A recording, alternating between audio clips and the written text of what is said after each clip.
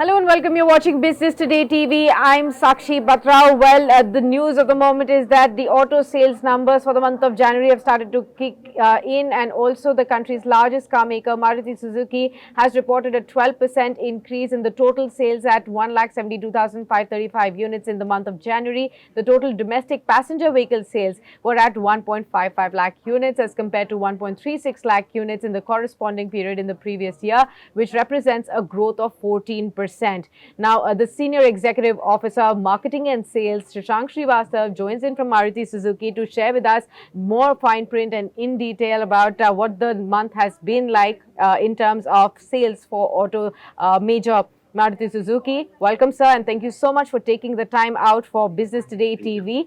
There has been a good uptick in the number of sales and the number of vehicles sold, especially in the passenger vehicle segment for you this time around. And this is despite the price hikes that were taken by the OEMs in the month of January as well. How are the overall sales when you come to talk about the wholesales and the retail division this time around? Yeah, so thank you, Sakshi. Actually, if you talk about the industry wholesales grew about 17%. Last year, they were 295,000, grew up to 346,400 this month in January. But, when we began the month, the industry had a very low stock overall in the network, only 110,000, which like about 7-8 days of stock. And because December was a great month as far as retail was concerned, the industry did 400,000 plus. So it took some time for vehicles to be supplied and the pipeline of inventory to be refurbished. And therefore, we found that while the wholesale number were good at 346,000, the retail was lower than this. The retail was 272,000 for the industry. In other words, a stock build-up from 110,000 to about 184,000. This was a story for the industry, and it was, I think, typical for across all OEMs, including Maruti Suzuki. We began with almost a nil stock in the factory, very low stock in the network, and it took some time in the second half of January for the actual retail to happen. So yes, So it's been a good month. We see demand parameters of inquiries as well as bookings up about 16 to 18% over the corresponding period in January last year. So far stable. Especially when you talk about inquiries and bookings, I wanted to understand of your new showcases in the Auto Expo Jimny, what was the kind of bookings and inquiries did you find for that, and also for Fronx? Yes, so you're right, Sakshi. We had these two SUVs which were launched during the Auto Expo on the 12th of January. We are getting good bookings for the Jimny. We are getting bookings at the rate of roughly 700 to 800 per day. And now we have about 15 and a half, slightly above 15 and a half thousand bookings.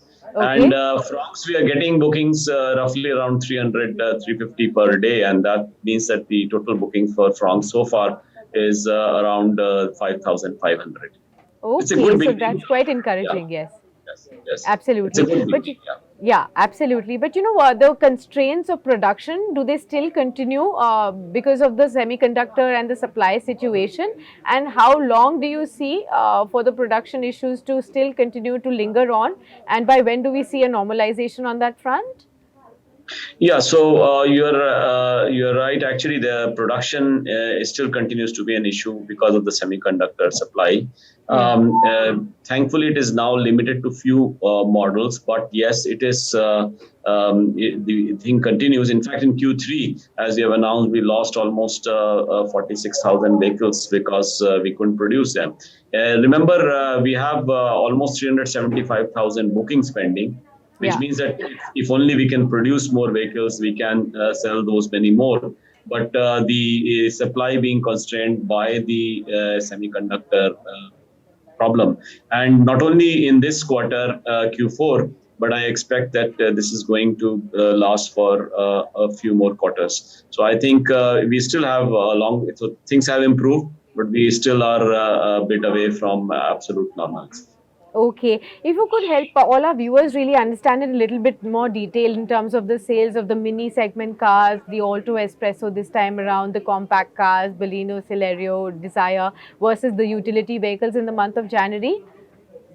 So now the SUVs are roughly around 45% of the overall market.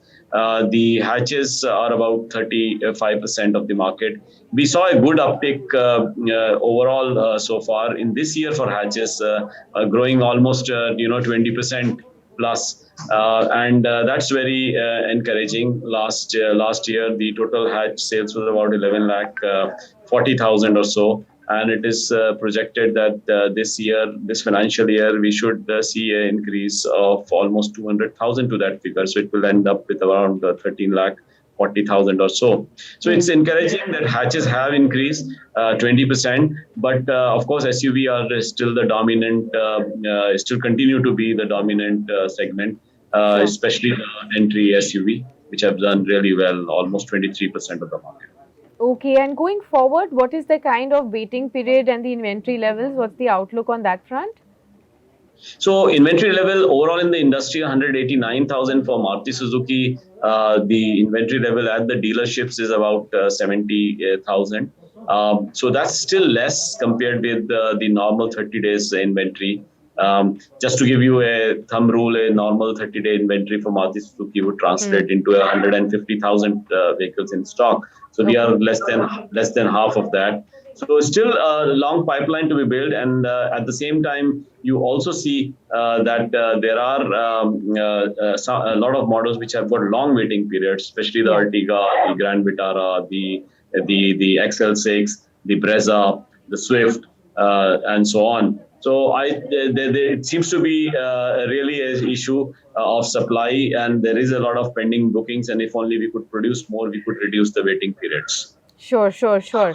Absolutely. We'll keep an eye out on those levels too going forward. But we've just had the union budget yesterday, so it makes more sense for me to really ask you on that as well. So the income tax rebate and the monetary allocation for vehicle scrappage policy announced in the union budget, also the exemption duties, customs duties for importing machines and the capital goods that are required to manufacture the lithium ion cells. How are you looking at these announcements, and could this really translate into higher growth for the entire auto sector going forward? Absolutely. So I think the finance ministers tick the right boxes. Overall, the budget has been growth oriented. And while you listed the personal income tax changes, which should put in a larger disposable income in the hands of consumer, and therefore the propensity to spend on goods, especially such as the discretionary goods like auto, should become higher, and that's really positive. On the scrappage scheme, yes, there are estimated about 900,000 vehicles which are more than 15-year-old, both at the state and the central government level. So, depending on the budget allocation, we would see a good replacement demand coming in for those vehicles. Also, the capex has gone up dramatically. And as you it's almost 33% up to 10 lakh crore, 3.3% of the GDP. That's great. All these are positive because remember, auto industry growth is very closely correlated with the overall GDP growth.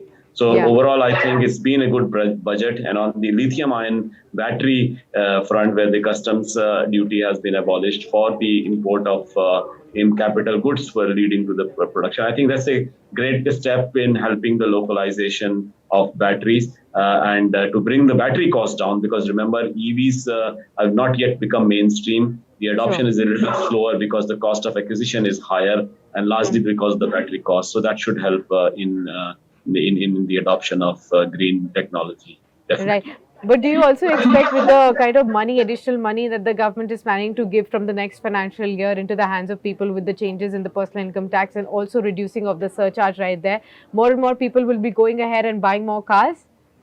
Exactly. I just mentioned that lower tax leads to higher disposable income, and Hmm. higher disposable income leads to, in economic terms, the propensity to spend.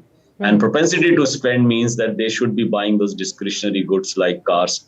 Definitely, that's a positive.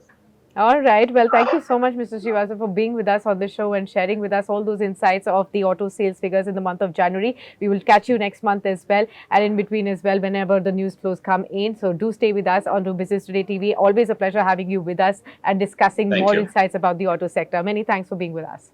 Thank you very much. Thanks. If you like the video, do like, comment, share and subscribe.